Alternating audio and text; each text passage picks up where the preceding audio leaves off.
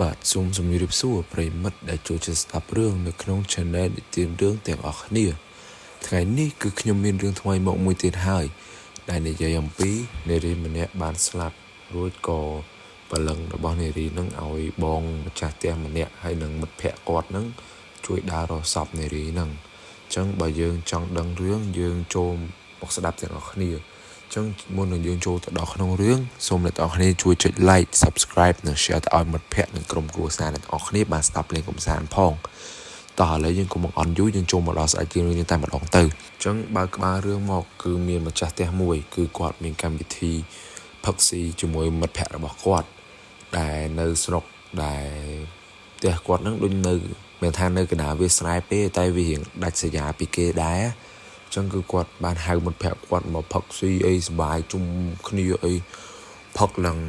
ស្មាទោះហ្នឹងអស់នេះផឹកអ្នកខ្លះស្លាប់អ្នកខ្លះក្អួតអ្នកខ្លះអីចឹងណាហើយម្ចាស់ផ្ទះហ្នឹងគឺឈ្មោះបងរតនៈចឹងខ្ញុំសូមហៅគាត់ពូដោយសារតែគាត់អាយុរៀងច្រែលដែរគិតដល់ឥឡូវគឺដែលគាត់ជួបហ្នឹងរៀង2010 2011ហ្នឹងឥឡូវមកដល់ឥឡូវគឺគាត់ច្រែលមែនតើអាយុគាត់ទៅខ្ញុំសូមហៅគាត់ពូរតនៈអញ្ចឹងពូរតនៈគឺគាត់មានផ្ទះមានអីហើយគាត់ហៅគ្នាគាត់ផឹកស៊ីដូចខ្ញុំរៀបរាប់អញ្ចឹងទៅដល់ពេលពួកគាត់កំពុងផឹកស៊ីហ្នឹងគឺគាត់បានឃើញនារីហ្នឹងគឺស្លៀកឈុតសហើយមុខស្លេកហើយបានរត់មកហើយបានស្រែកថាមកធ្វើអញ្ចឹងបានស្រែកចឹងមកហើយនៅពេលនោះគឺពូរតនៈហ្នឹងដោយសារតែគាត់អត់សូវផឹកខ្លាំងពេកទេដោយសារគាត់នឹកឃើញថាអូគាត់ត្រូវសម្អាតផ្ទះសម្អាតអីពេលផឹកស៊ីចប់ផឹកឡើងអីចឹងទៅកុំឲ្យគាត់ដេកដល់ថ្ងៃអីចឹងទៅហើយងើបមកពិបាកក្នុងខ្លួនអញ្ចឹងគឺគាត់ផឹកល្មមបើសប្បាយចឹងទៅអញ្ចឹងគឺគាត់បានដើរសួរនារីនឹងថាអ្នកឯងមានការអីមែនតែនារីនឹងគឺឈរនៅក្រៅលបងទេហើយបងអ្នកនឹងពូអ្នកនឹងគឺគាត់ឈរនៅក្នុងលបងអញ្ចឹងគឺមានលបងនឹងខណ្ឌចែកពួកគាត់ចឹងទៅហើយនៅពេលនោះគឺនារីនឹងអត់បាននិយាយអីទេនារីនឹងគ្រាន់តែស្រែកចឹងហើយនារីនឹងក៏បានអញ្ញឹមដាក់គាត់ហើយក៏បានរត់ទៅបាត់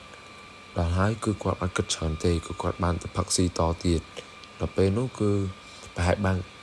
5-10នាទីទៅ20នាទីក្រោយមកក៏នារីម្នាក់ហ្នឹងគឺបានរត់មកទៀតតែលើកហ្នឹងគឺអត់មាត់អត់អីទេហើយមុខគាត់គឺស្មើហ្មងហើយ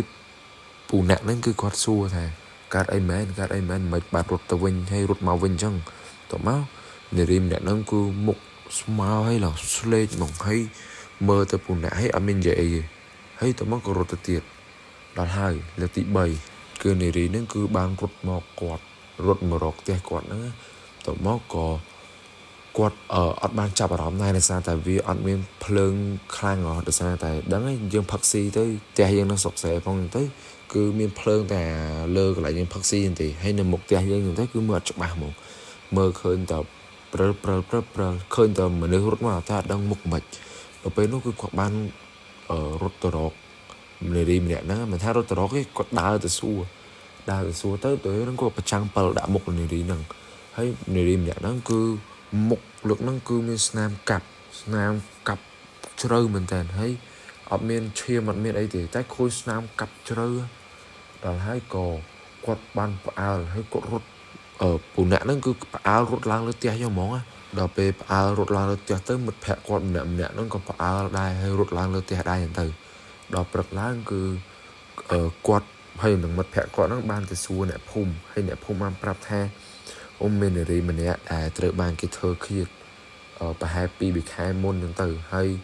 សពនារីម្នាក់ហ្នឹងគឺអត់បានយកទៅបញ្ចុះតាមប្រពៃណីទេដោយសារតែរកសពអត់ឃើញតមកក៏ពួកគាត់បានគិតថាគាត់មួយមិត្តភ័ក្តិគាត់ហ្នឹងបានជួយដើររកសពហ្នឹងទៅដល់ហើយគឺគាត់បានដើររកពេញវាស្រែវាអីហ្នឹងទៅហើយក៏គាត់បានឃើញសពមួយដែលវាអលួយសល់តែឆ្អឹងហ្មងដល់ហើយក៏គាត់បានយកសពហ្នឹងទៅបូជាបូអីតាមប្រពៃណីអីហ្នឹងទៅហើយក៏នារីម្នាក់ហ្នឹងគឺអត់មានបំណងអីទេគឺចង់ឲ្យគាត់ហ្នឹងមកជួយរកសពអីចឹងទៅណាហើយដំណឹងល្អគឺឃាតករដែលស្លាប់នារីម្នាក់ហ្នឹងគឺបានប៉ូលីសចាប់ចឹងគឺរឿងហ្នឹងគឺចប់ដល់ត្រឹមហ្នឹងហើយអ្នកទាំងអស់គ្នាបើសិនជាអ្នកទាំងអស់គ្នាចូលចិត្តរឿងចឹងទៀតសូមអ្នកទាំងអស់គ្នា comment ប្រាប់ខ្ញុំផងចឹងជាចុងបញ្ចប់ពីខ្ញុំបាននិទានរឿងសូមអរគុណសូមជម្រាបលាអ្នកទាំងអស់គ្នាបាយបាយ